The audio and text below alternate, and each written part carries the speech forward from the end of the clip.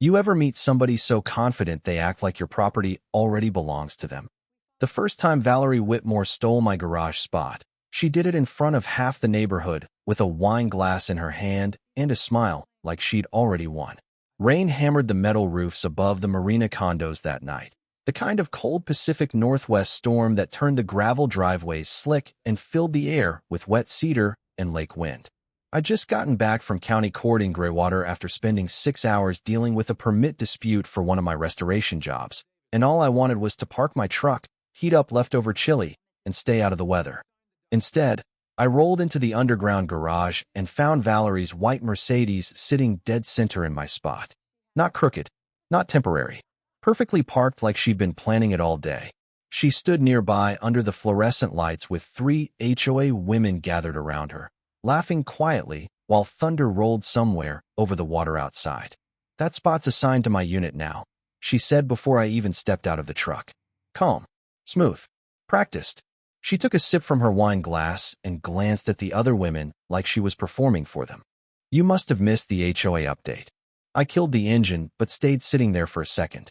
The garage smelled like rainwater and motor oil, and somewhere deeper inside the structure, I could hear water dripping steady into a floor drain. "Funny," I said, "because I own that spot." Valerie smiled wider. "Well, ownership can get complicated in shared communities." One of the women beside her chuckled under her breath. That was the moment I realized this wasn't confusion. It was theater. Valerie wanted an audience. She wanted me embarrassed in public. She wanted the older residents upstairs whispering over diner coffee tomorrow morning about the contractor guy who got put in his place by the HOA. And honestly, it was working. People had started slowing down near the elevators, pretending not to watch.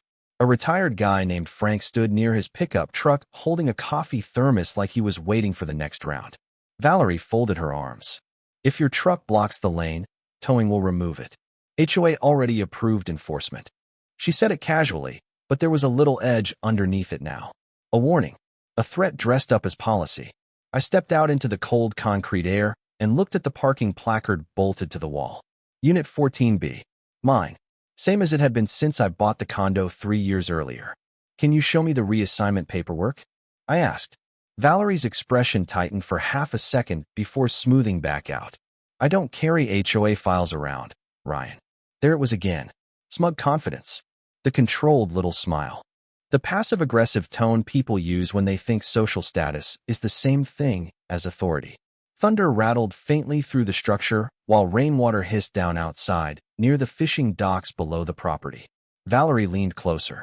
"Honestly, people who rent in these communities usually don't understand how these things work." The garage went quiet. Completely quiet. Even the women beside her stopped smiling because they all knew I wasn't a renter. Valerie knew it too, which meant she said it intentionally. Comment below with your city and tell me if you've ever dealt with somebody in an HOA who acted this untouchable, because what happened next only made this whole thing worse. The rain never really stopped that week. By 6 the next morning, fog had rolled low across the lake behind the condo complex, turning the shoreline into a gray blur beyond the fishing docks. Cold wind pushed rainwater sideways across the parking lot, while pickup trucks rattled over the wet gravel driveway toward the main road. I barely slept. Every time thunder hit the metal roof above my unit, I kept replaying Valerie's voice in my head. People who rent in these communities usually do not understand how these things work. It was not just the insult. It was how comfortable she felt saying it in public, like she had tested this routine before and nobody had ever pushed back.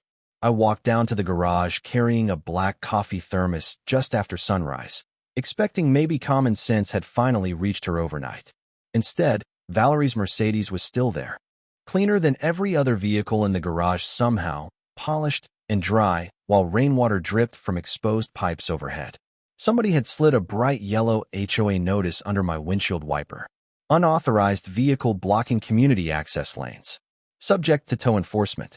I stared at it for a second, then checked the timestamp. 6:15 that morning, which meant Valerie had either done it herself or convinced someone to do it before dawn. A retired couple near the elevator stopped talking the second they saw me holding the notice. The husband gave me an awkward nod before both of them disappeared upstairs without saying a word. That was the first thing that really bothered me. Not the parking spot. The silence. The whole building already felt tilted toward her. I went upstairs, opened my laptop, and logged into the HOA portal while rain hammered against the windows overlooking the marina.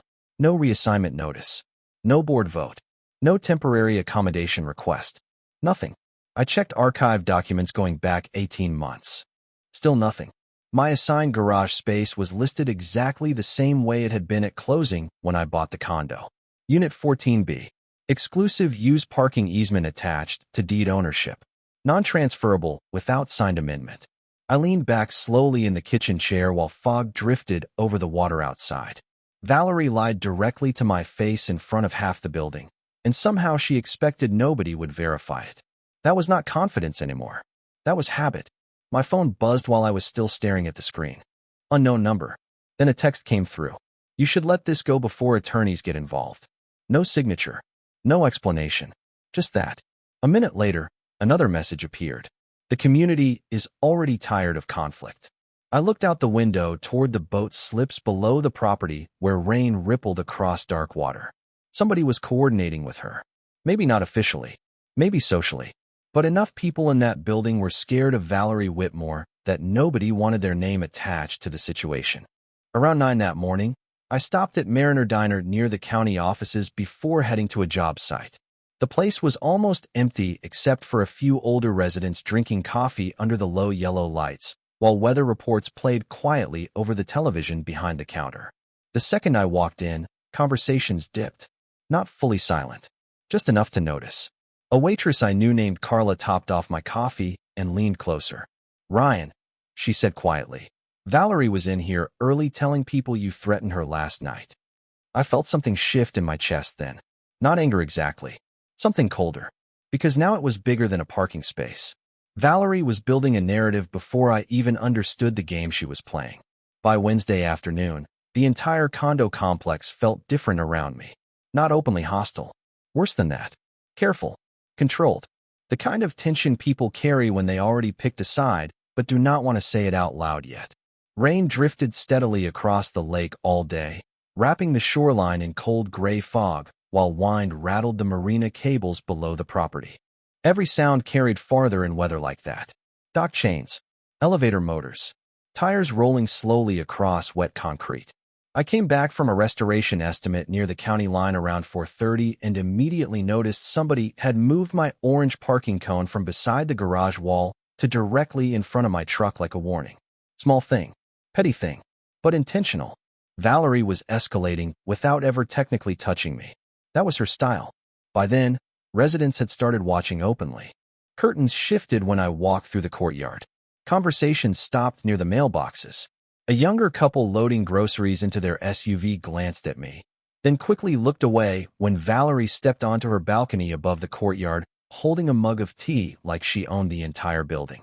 Still causing problems? She called down casually. Her voice carried through the rain. I kept walking. You forged an HOA violation notice, I said calmly. That tends to create problems. She smiled like I had complimented her. Careful, Ryan. False accusations become defamation real fast. That line stayed with me longer than it should have. Not because it scared me, because it sounded rehearsed. Valerie had done this before. That night, I finally sat down and reviewed the garage camera footage through the building access portal. The HOA system only stored 72 hours at a time unless incidents were flagged manually. Funny how nobody had mentioned that. I scrubbed backward through the footage while thunder rolled over the water outside my condo windows. Around 11:40 the night before the confrontation, Valerie appeared on camera inside the garage wearing a raincoat and carrying a folding table. Not tools. Not moving supplies. A table. 10 minutes later, she returned with decorative storage bins and stacked them behind her Mercedes near the wall beside my spot. That was when my stomach tightened. The bins were blocking part of the fire clearance lane painted along the concrete floor. Not completely, but enough that a county inspector would absolutely notice. Valerie was not stealing my spot because she needed parking. She was using the enclosed section of the garage as private storage. Against code. Against HOA policy. Against fire compliance regulations posted right there on the wall in red lettering. Suddenly everything made sense. The fake reassignment story. The pressure campaign. The public humiliation. She needed me to back down before somebody looked too closely at that garage area. My phone buzzed again while I stared at the paused footage. This time it was a voicemail from the HOA board secretary, Linda Carver. Her voice sounded nervous. "Ryan, Valerie says you are making residents feel unsafe. The board would appreciate if you stopped discussing parking assignments publicly until this is resolved." I actually laughed when I heard that. Quiet at first, then exhausted. Unsafe? Valerie was running an intimidation campaign across the entire property, and somehow I was becoming the problem because I refused to disappear quietly. Outside, rain hammered against the metal awnings above the marina walkways while fog swallowed the far side of the lake completely. I stood there in the dark kitchen listening to the storm and realizing something important for the first time. Valerie Whitmore was not protecting authority. She was protecting leverage, and people in that building had been helping her do it for years. Thursday morning arrived colder than the rest of the week.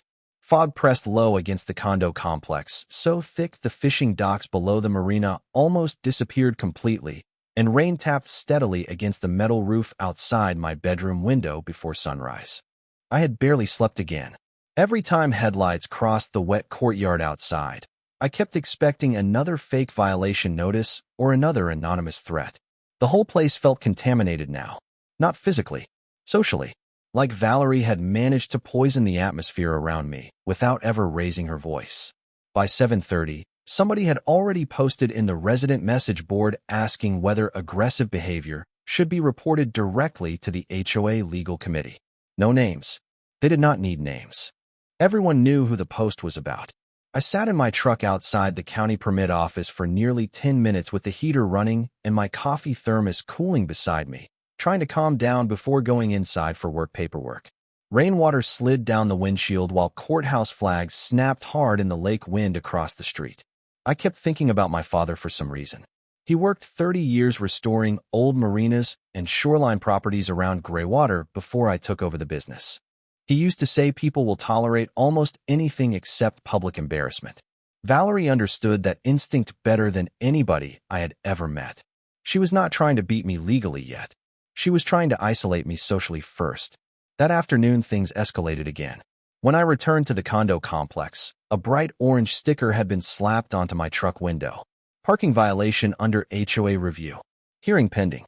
Residents nearby pretended not to stare while I peeled it off in the rain. A teenager walking groceries upstairs actually pulled out his phone like he was recording me. That was new. Valerie had turned neighborhood gossip into entertainment. I found her 20 minutes later in the lobby near the package lockers speaking softly with Linda Carver from the HOA board. Valerie wore a cream-colored coat and carried herself with that same polished confidence like she was hosting a fundraiser instead of targeting people. The second Linda noticed me, she immediately stepped away and muttered something about another meeting upstairs. Valerie stayed exactly where she was. "You really should stop escalating this," she said calmly. "People here are beginning to feel uncomfortable around you." I looked at her for a long second. "You filed a fake violation notice against my property. Allegedly. You also lied about ownership reassignment." Valerie smiled faintly. "Ryan, communities survive because people cooperate. Not because every contractor with a bruised ego starts challenging governance." There it was again. That same careful wording. Governance. Community. Cooperation. She wrapped intimidation inside respectable language so cleanly people almost forgot what she was actually doing. Then her expression shifted slightly. Not fear. Calculation. "You know," she said quietly, "if the board decides you are creating liability exposure for the association, they can place financial penalties against your unit during review." I felt the exhaustion hit me harder than the anger this time. Because that condo was not just property to me. It was the first thing I had ever fully owned outright after years of 12-hour restoration jobs and winter contracts along muddy shorelines fixing storm damage. Valerie was threatening stability itself now. Legacy. Home. Security. And she was doing it with a polite smile in a heated lobby while rain rattled against the glass doors behind her. But then something happened she did not expect. The elevator opened beside us, and Frank, the retired mechanic from the garage, stepped out holding his old green coffee thermos. He looked at Valerie first, then at me, then down at the orange violation sticker still crumpled in my hand. "Funny thing," Frank said slowly. I remember Valerie saying last year those garage spaces could never legally be reassigned without deed filings. Silence hit the lobby immediately. Valerie's smile disappeared for the first time since this whole thing started. Valerie recovered fast after Frank spoke up in the lobby, but not completely. That was the first visible crack. Tiny, but real. Her shoulders stiffened for maybe half a second before she forced the smile back onto her face. Policies evolve, she said smoothly, adjusting the sleeve of her coat. I would think retired residents especially would appreciate flexible governance. Frank just stared at her over the rim of his thermos without answering. That silence hit harder than an argument would have. Valerie noticed it too. You could actually feel the shift in the room. Not toward me yet, but away from her certainty. She turned and walked toward the elevators without another word, heels echoing sharply across the lobby tile while rain battered the glass outside. The second the elevator doors closed, Linda Carver exhaled quietly beside the mailboxes like she had been holding her breath the entire conversation. "Ryan," she said carefully, still avoiding eye contact, "you should probably stop pushing this publicly." I looked at her. Publicly? Valerie announced ownership changes in front of half the building. Linda rubbed her forehead tiredly. "You do not understand how ugly this gets once attorneys start reviewing HOA exposure." That wording stayed with me all evening. HOA exposure. Not truth. Not fairness. Exposure. By Friday morning, the weather had turned even worse. Thick rain rolled across the marina in heavy bands while fog swallowed the shoreline, so completely the docks looked disconnected from the water itself. I drove out before sunrise to inspect storm damage at a bait shop near the county line, but my concentration kept drifting. Every conversation now carried hidden pressure underneath it. Every resident interaction felt loaded. When I came back, just after lunch, Valerie's Mercedes had moved farther into the enclosed garage section near the storage wall. Not by accident either.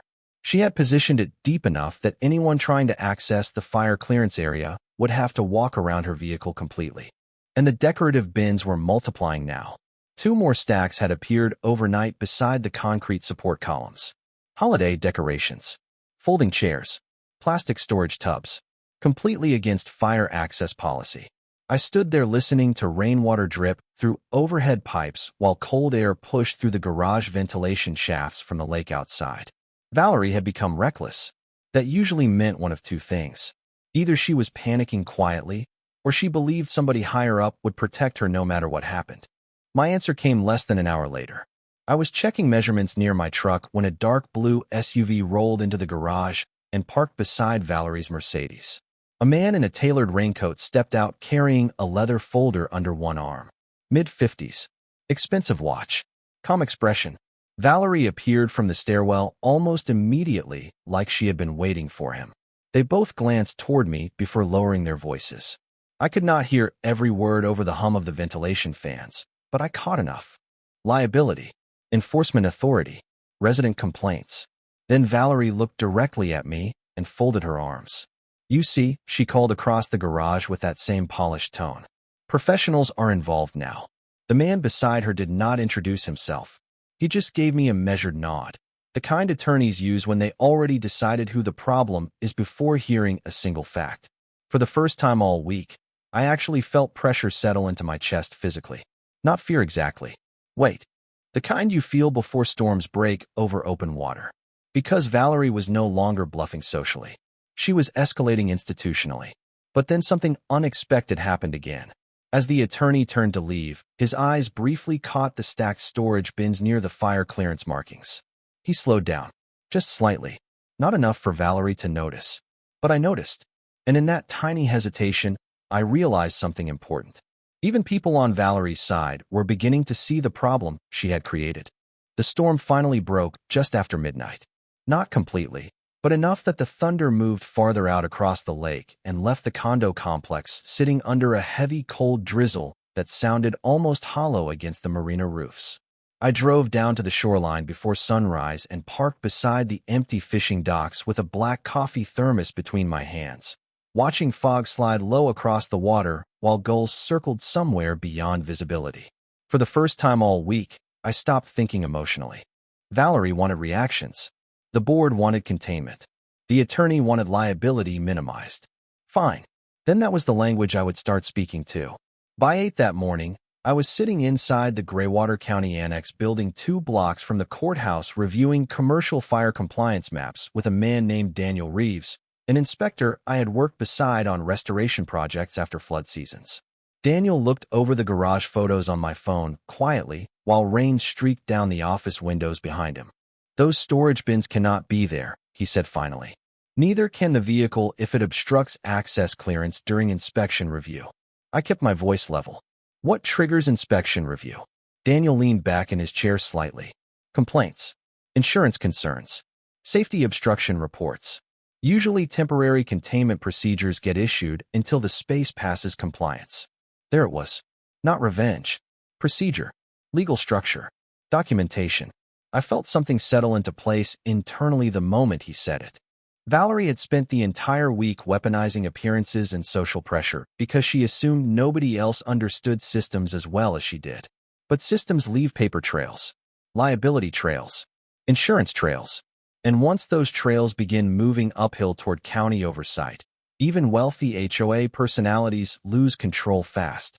Daniel printed a compliance packet and slid it across the desk toward me. "If this enters formal review," he said carefully, "the enclosed garage section could be temporarily restricted during inspection periods." Restricted how? He looked at me over the edge of the paperwork. "No vehicle movement until clearance verification is completed." Outside, courthouse flags snapped violently in the wind while rainwater rushed along the curbs towards storm drains. I drove back toward the marina slowly, not angry anymore. Focused. That difference mattered. By early afternoon, word had already spread through the condo complex that county-level compliance might become involved.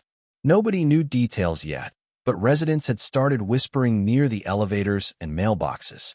People who ignored me all week suddenly looked nervous instead. Liability fear changes communities faster than morality ever does. Valerie noticed it too. She cornered me near the garage entrance around 3 while maintenance crews unloaded equipment nearby. "What exactly are you trying to do?" she asked quietly. Gone was the polished public performance. Her voice carried irritation now. "Pressure. Resolve a safety issue," I answered. "You are escalating this beyond reason." "No," I said calmly. "You escalated it the second you involved fraudulent notices and legal threats." Valerie folded her arms tightly. "Do not pretend this is about safety. You are trying to embarrass me." For a second, neither of us spoke. Cold air drifted through the garage from the shoreline outside, carrying the smell of wet cedar and lake water. Then I noticed something new for the first time all week. Valerie kept glancing toward the stacked storage bins beside her Mercedes. Not toward me, toward the bins. Anxiety. Real anxiety. She was no longer protecting authority alone. She was protecting exposure. And somewhere behind that polished confidence, she had finally started realizing the same thing I had already figured out that morning. If county inspectors stepped into that garage officially, this situation would stop belonging to her. Saturday morning started with silence. Not peaceful silence either. The heavy kind. The kind that settles over small communities right before somebody loses status publicly. Fog rolled across the marina, so thick the fishing boats near the shoreline looked half submerged in cloud, and cold rain tapped steadily against the condo walkways while residents moved through the buildings speaking quieter than usual. By then, everyone knew county compliance had been contacted. Nobody knew by who officially, but people had stopped looking at me like I was the unstable one. That shift mattered more than I expected. Around 9, I walked into Mariner Diner near the courthouse for coffee and breakfast before heading to a storm repair estimate outside town. The place went almost completely quiet when I stepped through the door. Forks paused halfway to mouths. Weather reports hummed softly from the television above the counter while rain streaked down the windows facing the Marina Road. A week ago, that silence would have felt hostile. This time it felt different. Curious. Tense. Like people were reevaluating something they thought they understood. Carla poured coffee into my mug without asking and leaned closer. "You hear about Valerie?" she whispered. "Board members are suddenly saying they never approved those notices." I looked toward the back booths where 2 older residents from my building sat pretending not to listen. "Funny timing," I said quietly. Carla gave a small shrug. "People get selective memory once liability gets mentioned." That sentence stayed with me all morning. Selective memory. Because one by one, The same residents who avoided eye contact all week were beginning to distance themselves from Valerie publicly. By afternoon, the social pressure inside the condo complex had turned almost surgical. People stopped lingering near her in the lobby. Conversations ended when she approached. Even the older women who stood beside her during the garage confrontation earlier that week now hurried past her without stopping. Valerie noticed every bit of it. You could see the strain underneath her expression now, no matter how carefully she dressed or how polished her voice sounded. Around 3, the HOA attorney returned to inspect the garage again. This time, he spent longer studying the fire clearance markings near Valerie's storage bins, while maintenance workers stood nearby, pretending not to watch. Rainwater echoed through overhead drainage pipes while cold wind pushed damp air inside from the shoreline loading area. Valerie appeared halfway through the inspection carrying a folder against her chest. "This entire thing is becoming disruptive to the community," she announced sharply. The attorney barely looked up. "Mrs. Whitmore, how long have these items been stored here?" Valerie hesitated. Tiny pause. But everybody heard it. "Temporarily," she answered. Frank let out a dry laugh from beside the elevator. "Those bins have been there since Christmas." Nobody defended her this time. Nobody even pretended to. The silence around Valerie became its own verdict. I watched her standing there under the fluorescent garage lights with rain mist blowing in from outside, and for the first time all week, she looked smaller somehow. Not physically, socially. Her authority had always depended on people being afraid to challenge her publicly. But once fear cracks inside a community, collapse spreads fast. Then came the moment that changed everything. The attorney opened Valerie's folder and frowned slightly before pulling out one of the violation notices she had filed against me. "This signature line," he said carefully. "Which board member authorized this?" Valerie answered too quickly. "It was processed administratively." The attorney looked at her for a long second while thunder rolled somewhere beyond the marina through the fog. "That was not my question. The emergency HOA meeting happened Sunday night during the worst storm Greywater had seen all month. Rain slammed against the clubhouse windows hard enough to shake the glass, while wind rolled off the lake carrying that cold, wet cedar smell through the parking lot outside. Half the residents arrived early, even though nobody officially admitted why. Curiosity had fully replaced loyalty by then. People wanted to see what happened when Valerie Whitmore finally lost control publicly. I stood near the back wall beside the coffee station, watching residents file into folding chairs while thunder rolled somewhere beyond the marina through heavy fog. Nobody gathered around Valerie anymore. That alone told the whole story. A week earlier, she would have entered that room surrounded by supporters. Now people avoided standing too close to her, like social distance itself had become self-protection. Even Linda Carver stayed near the opposite side of the room, pretending to reorganize paperwork. Valerie noticed all of it. Her posture remained polished, but the strain underneath it had become impossible to hide. The HOA attorney arrived carrying 2 thick folders and spoke quietly with the board president before the meeting started. Then something unexpected happened. A county compliance investigator walked in behind them wearing a dark weather jacket still wet from the storm outside. Conversation stopped instantly. Valerie turned so sharply her chair scraped across the floor. "Why is county enforcement here?" she demanded. The attorney answered carefully. "Because the association may now have exposure involving unauthorized enforcement actions and potential fire code obstruction." Hearing those words out loud changed the room completely. This was no longer neighborhood drama. This was official, institutional, real. The investigator introduced himself as Mark Delaney and immediately requested access to all parking reassignment authorizations tied to my unit. Silence followed. Not one board member answered. Valerie stepped in quickly. "Those notices were administrative drafts," she said tightly. "They were never formally enforced." I looked at her calmly from across the room. "Then why was my truck threatened with towing?" Several residents shifted uncomfortably. One older woman near the front quietly lowered her eyes. Another resident actually stood up and moved chairs farther away from Valerie entirely. That moment hit harder than any argument. Public isolation had fully arrived. The investigator opened a folder slowly while rain hammered the roof overhead. "Mrs. Whitmore," he said, "did you authorize or distribute compliance notices using HOA formatting without recorded board approval?" Valerie's confidence finally cracked. Everybody is acting like I committed some crime over parking management. This stopped being about parking several days ago, the attorney replied. You could feel the entire room turning against her in real time. Residents who spent years nodding along with Valerie suddenly looked embarrassed they ever trusted her authority. Then the board president cleared his throat shakily and announced emergency suspension of all pending enforcement actions connected to my unit until county review concluded. Valerie stared at him like she genuinely could not believe he betrayed her publicly. You are suspending me over his accusations? She snapped. The board president looked exhausted. No, Valerie.